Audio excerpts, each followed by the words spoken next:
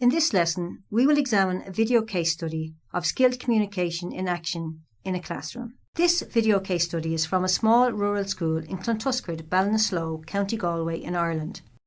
Kate Murray is the teacher and principal of this small rural school. She teaches 9 to 12-year-olds in a multi-grade setting. The learning activities focused on language development using the Checkov Story Author app. Please watch this video and see how the children's skilled communication skills were developed.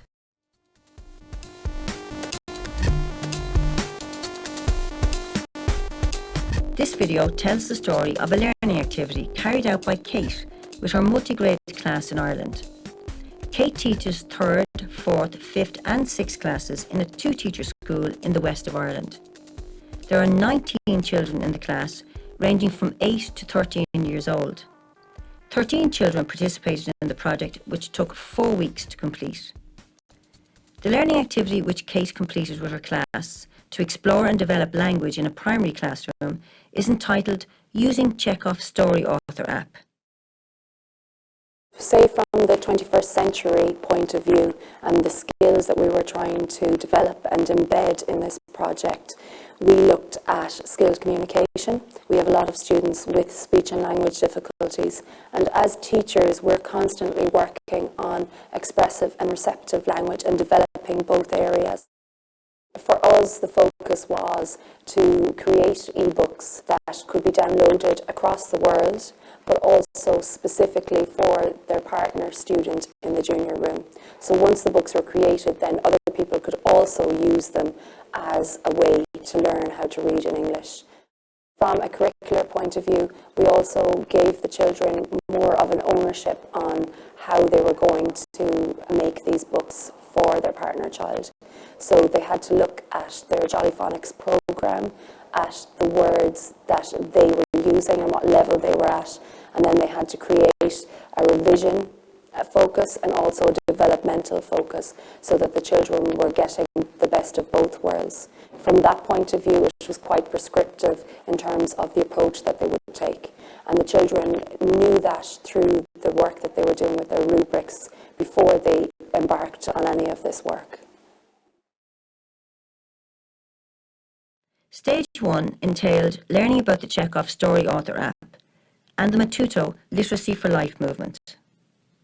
The children learned how to create a story using the Checkov Story Author. They also created an assessment rubric which was used both to guide the process of creating the ebooks and to assess the completed ebook. The Matuto Literacy for Life programme is a global partnership led by Microsoft and organisations including UNESCO, World Vision, Save the Children and Lions International.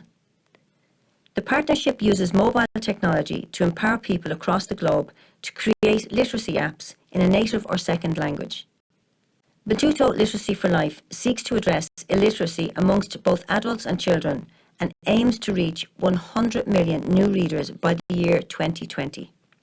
The Checkov Story app was developed to enable users to write and record dynamic ebooks, which can be used by learners across the globe to develop their literacy skills anytime, anywhere, even when there is no literate adult available to assist them. The children watched the film The First Mile to learn how the project evolved and the reasons behind its development. They then carried out research on the internet to learn more about the Literacy for Life and Checkov Story project. The students also had a conversation via Skype with Anil Balakrishnan, who had developed the Checkov Story app. They asked him questions in relation to the development of the Checkov Story app and discussed how they planned to use Checkov. Anil in turn gave the students a demonstration on how to use Checkov and explained the process of publishing an ebook. Today, a man called Anil Balakrishnan Skyped us to talk about his new app, Checkov. It has to be reviewed to make sure everything is right. He told us about reading phonics and helping people understand what we're saying. So we started off doing a small demo on what Checkov is about. He showed us the 3 different things about Checkov, and they were read by myself, read to me, and learn phonics. To learn how to use Checkov Story Author, the children created a 5-page story based on a subject of their choice. After downloading the Chekhov app onto their Surface devices, they created a new story within the app. They then wrote their story and drew pictures to go with it. Then, using the Surface, they took photographs of the pictures, edited them, and inserted them in their story. Finally, the children learned how to record themselves reading their stories. They played for hours. The children also learned how to evaluate ebooks. Once they had completed their 5-page books, they reviewed the process of creating a story as a class group. As part of this session, the importance of using relevant pictures to support and enhance the text on each page was emphasised, as was the importance of using appropriate pace, pitch and tone when recording audio for the story. Following this, the class as a group developed a rubric for assessing ebooks. To help with this, Kate downloaded and disseminated a number of rubrics to the children. In groups of mixed age and ability, the children evaluated these rubrics in terms of strengths, weaknesses and suitability for the project with the junior class. Then, working as a class group, the children developed an assessment rubric which they could use to assess the ebooks they created. Having learnt about the Chekhov Story app, the children had to learn how to approach creating stories for the children in the junior classroom. Again, there were a number of parts to this. First, the resource teacher took a class with the children in which he introduced them to the language cycle, the concepts of receptive and expressive language, and how this relates to reading and writing. To revise and reinforce this lesson, Kate placed the children in mixed age, mixed ability groups and asked them to discuss and record their responses in Padlet to each of the following questions. How does language relate to reading? And how does language relate to writing? Allowing 3 minutes for each question, Kate discussed the children's responses as a class. Second, Kate also facilitated a class discussion to revise what the children knew about genres. As part of the discussion, she asked questions such as, what are genres? What genre have we used before? What would be the most suitable genre for use in the Chekhov ebooks? What genre will appeal to the target audience? And how we find out about this information. Kate also discussed what other questions the children should ask their junior partners in order to find out information about the type of book their partner would like to read.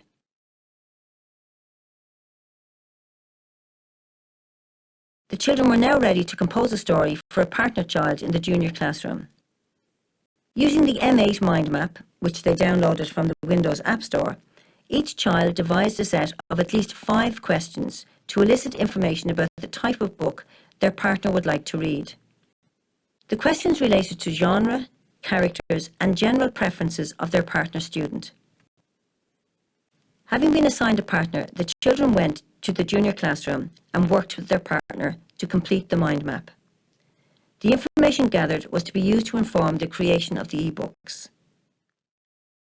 What is your favorite movie? Spider-Man. Why do you like Spider-Man?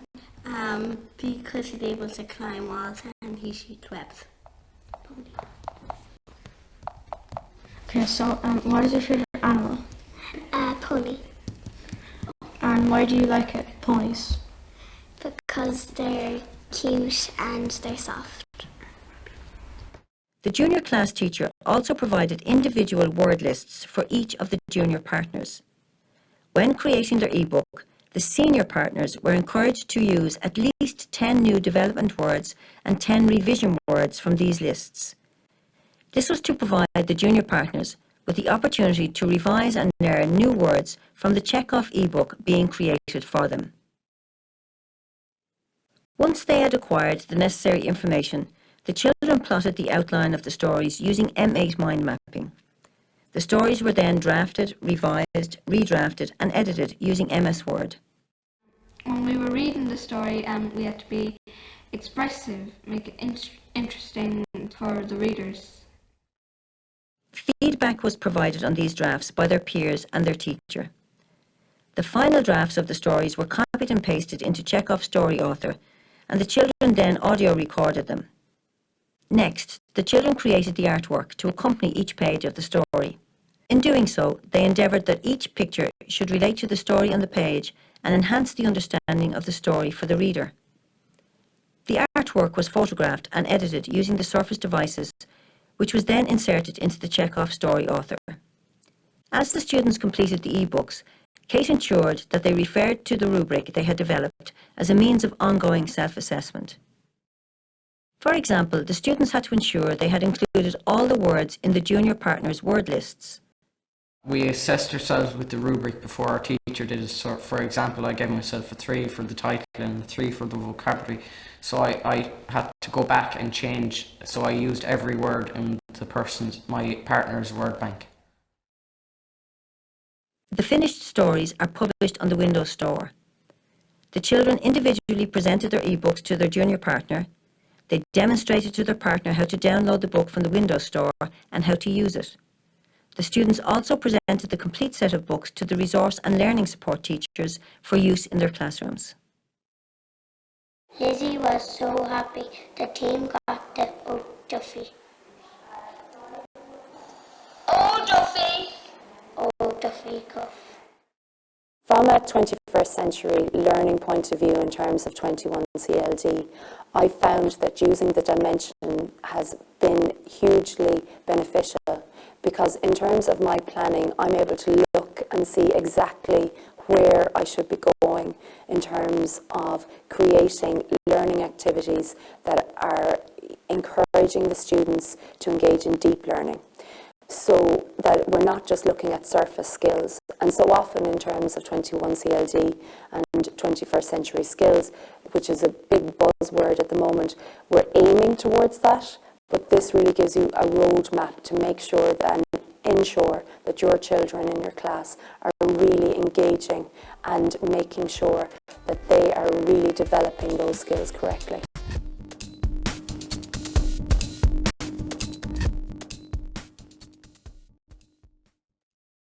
Please watch the video again and make note where you see evidence of skilled communication. Jot these down and make notes of what level of skilled communication you would code it at and why.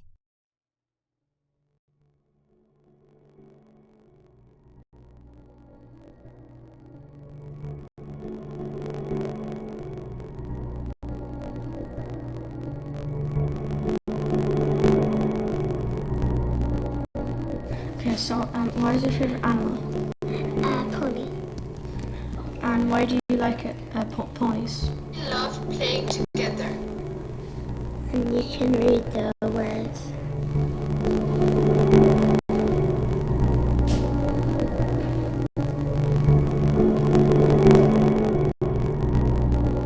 Words or vocabulary, and the vocabulary helps us with our writing. So this one, whoever wrote this, you just need to change it around a little bit, because it's your language is developed, your vocabulary is developed when you speak, and that helps your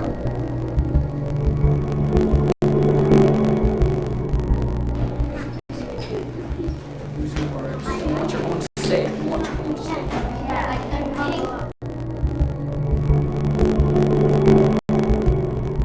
And that's a picture of the water with the tail popping out there. You press read to me, and then you press on one of the words. I asked Oren one of the big questions, what is your favourite movie? Because the movie of what you can figure out characters that they would like in their story. And Oren said Spider-Man, so you could go on the internet and look up Spider-Man, and all the actors and the people, the characters in the movie would come up, and you could put some of his favourite characters in there. That's where they are at the moment. You're going to take some of the words from here.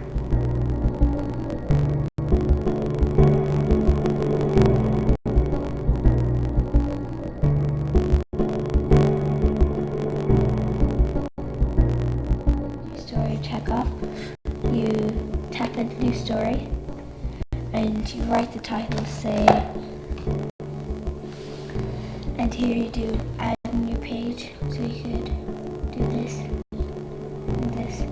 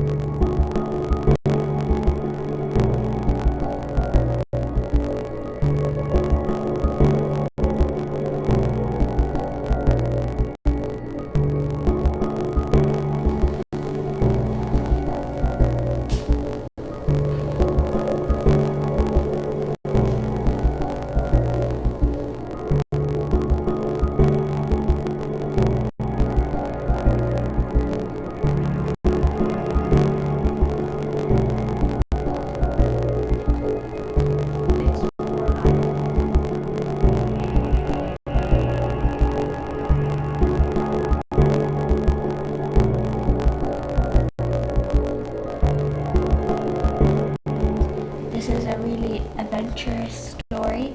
That's the genre.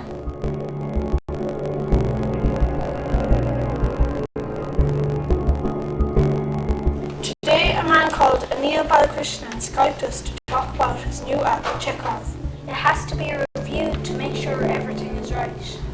He told us about reading phonics and helping people understand what we're saying. So we started off doing a small demo on what Chekhov is about. He showed us the 3 different things about Chekhov, and they were read by myself, read to me, and learn phonics.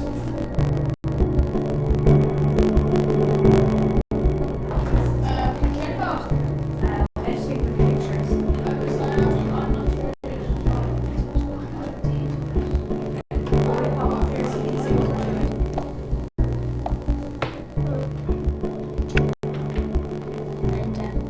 I'm going to record it so that if he gets stuck on the word that he's able to read it. So they played for hours.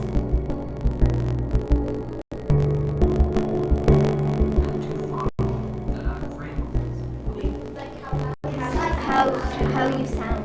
How you sound. Then I just take a picture. And then I'd go into the camera roll and how we use Chekhov. And Anil taught us new things about it and we learned a lot. He was telling us about his goals. I've given you for examples, and you're going to tell me if there's anything in those rubrics that we can use for assessing Chekhov. So,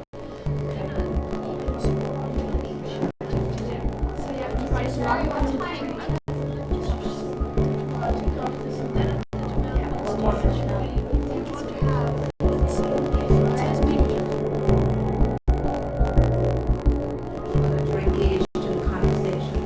Okay, and understand the words. Is there another couple there? So listening, yeah, to take in and understand. Expression must be interesting.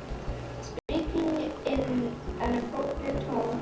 Sometimes when someone is telling something, you have to kind of picture in their head what it's Talking.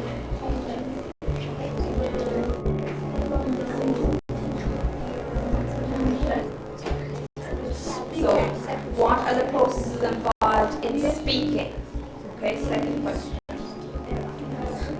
That's the part of That's how we can process that's involved in speaking. Is it always involved in process of speaking?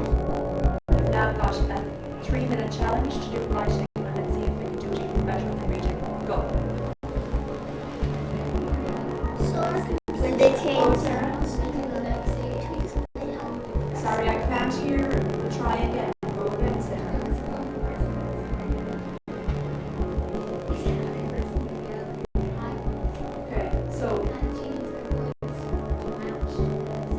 Okay, so very good. Who could do it for me in a super happy voice? Ella. James are rainbow. You want to follow the rainbow. What is your favorite genre? And my partner wanted a comedy but adventure, so he'd like be going on adventure but it to be funny. And another one, what's your favorite character or movie, so you can have an idea of what they like and what they love their story to be about. So what is your favorite movie was a big thing, because to know their favorite characters that you could put in their movie or in their story.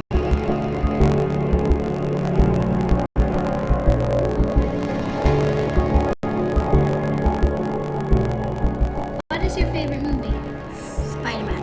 Why do you like Spider-Man? Because he's able to climb walls and vision effects. Okay, so what is your favorite animal? Pony. And why do you like it? Ponies. Because they're cute and they're soft. I think I do. I'll have to go through all these things. Okay. So what she's done is she's gone through the word list and she's marked where your partner is. So some of them they're doing their word boxes, and in each box you have a list of words. So person is at box 13. Okay, so they're as far as here.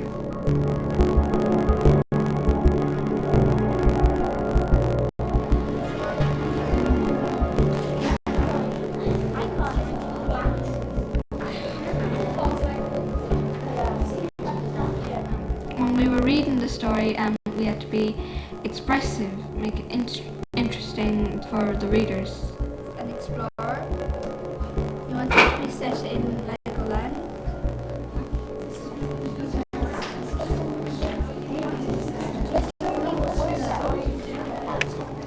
The picture's about a cheeseburger man, and this is him here, and this is his three friends, Joe, Tommy, and Thomas. Their size you want it. Picture, and you just get the picture that you cropped and press it, and then you open.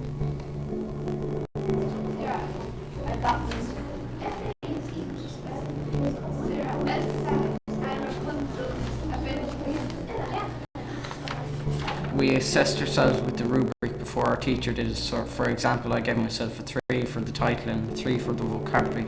So I had to go back and change. So I used every word in my partner's word bank.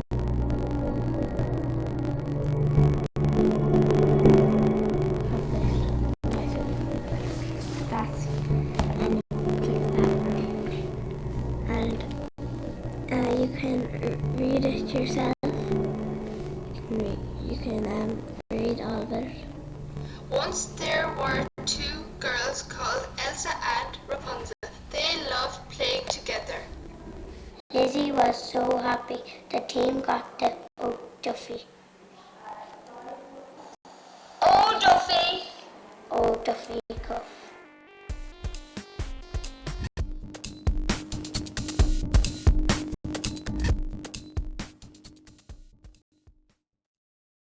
We are now going to look at the video of Kate's classroom once more. This time it will highlight evidence of the different levels of skilled communication. See how they compare to what you noted.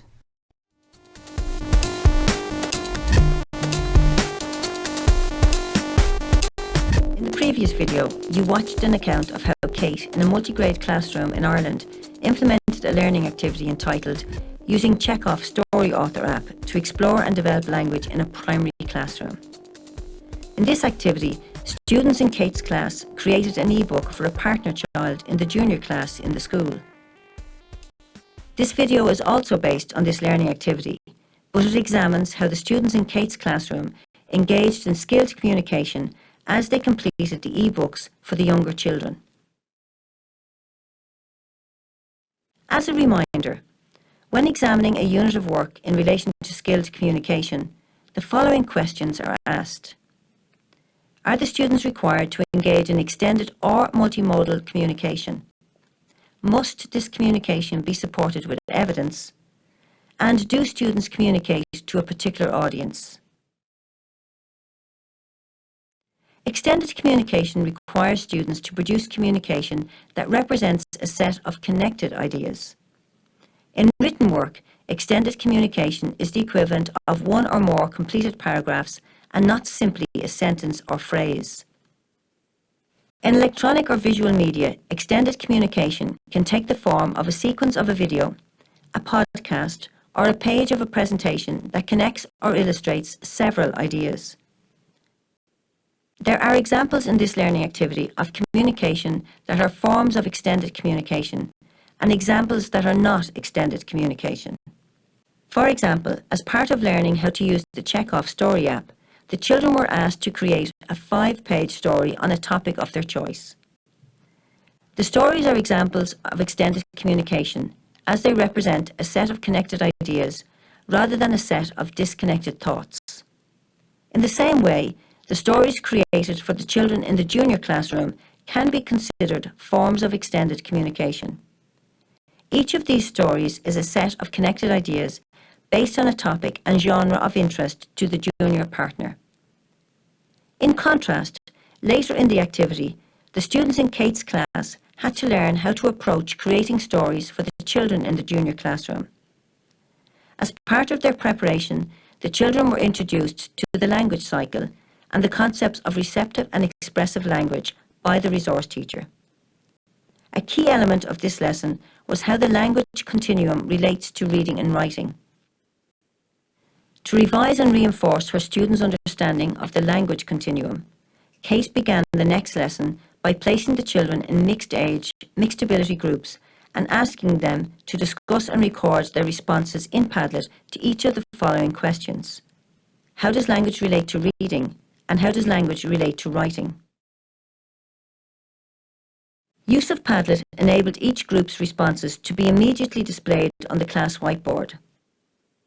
After allowing 3 minutes to discuss and record their responses to each question, Kate then discussed the children's responses as a class. As you can see, each group responded with 1, 2, or at most 3 sentences. This does not represent a set of connected ideas, and so cannot be considered extended communication. Communication is multimodal when more than one type of communication mode is used to represent a coherent message.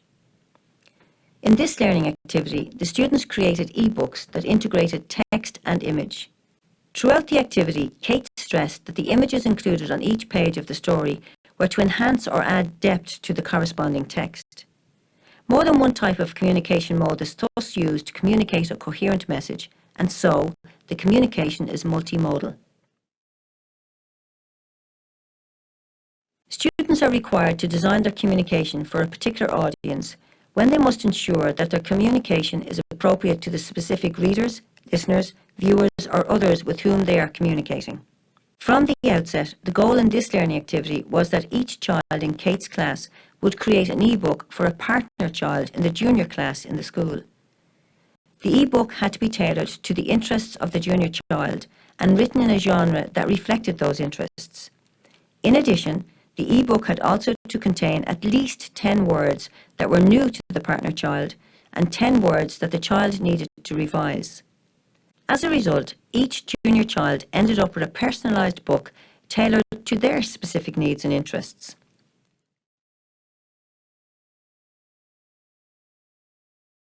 Communication requires supporting evidence when students must explain their ideas. At the end of the learning activity, Kate videoed the students as they reflected on the process of creating an e-book for a junior partner. As part of their reflections, the students explained the steps they took and their thinking as they created their book.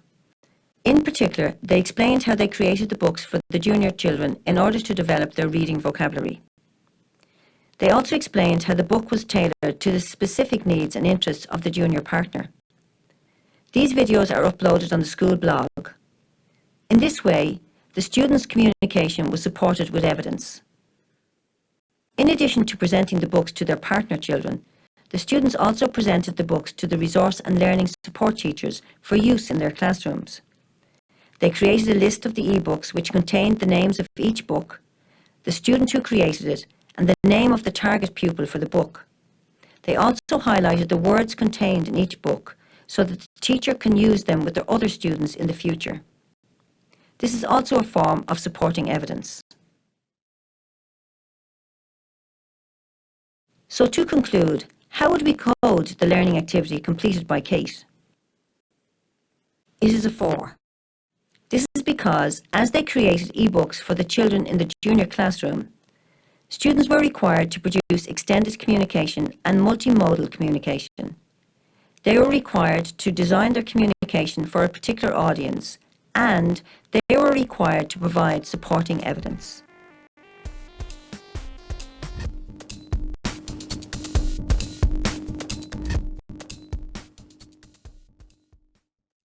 Now that you have explored some of the elements involved in developing skilled communication, we hope that you are in a better position to understand how to design and plan for effective skilled communication learning activities for your students.